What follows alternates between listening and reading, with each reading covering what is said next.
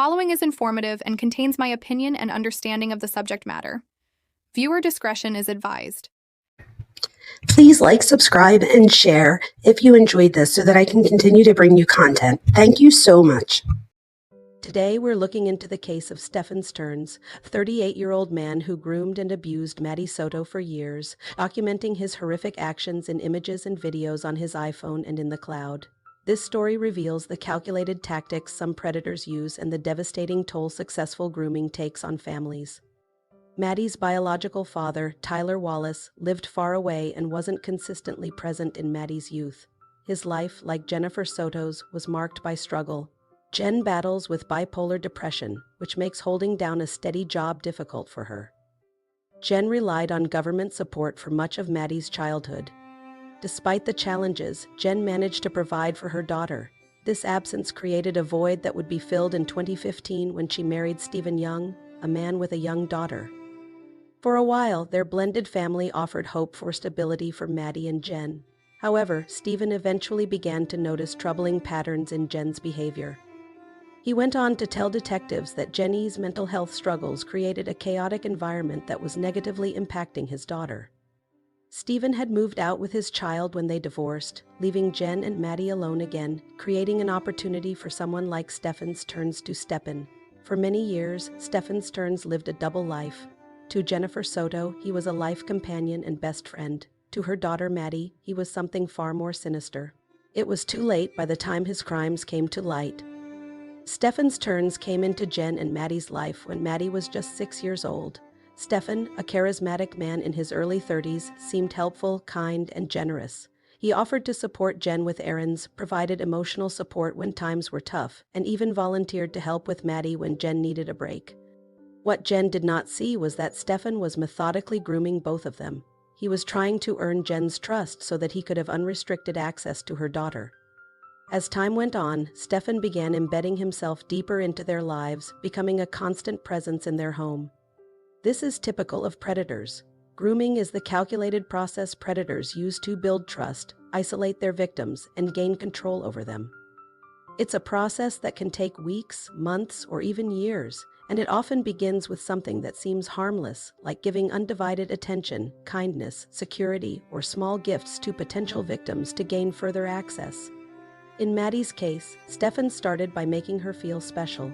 He bought her toys, helped her communicate more effectively with her mom, and spent one-on-one time with her, something Maddie, a child craving connection, couldn't see as dangerous.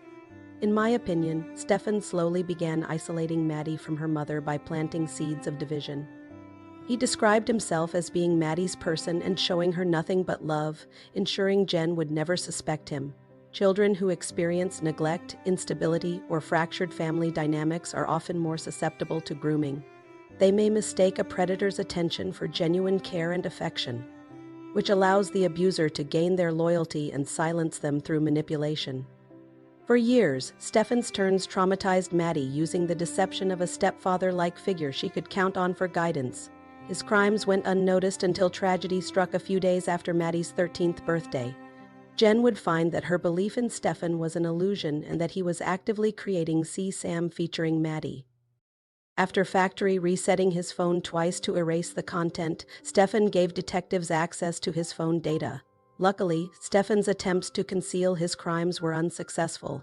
Investigators would recover a trove of horrifying evidence that documented his abuse in over 1,500 photos and videos.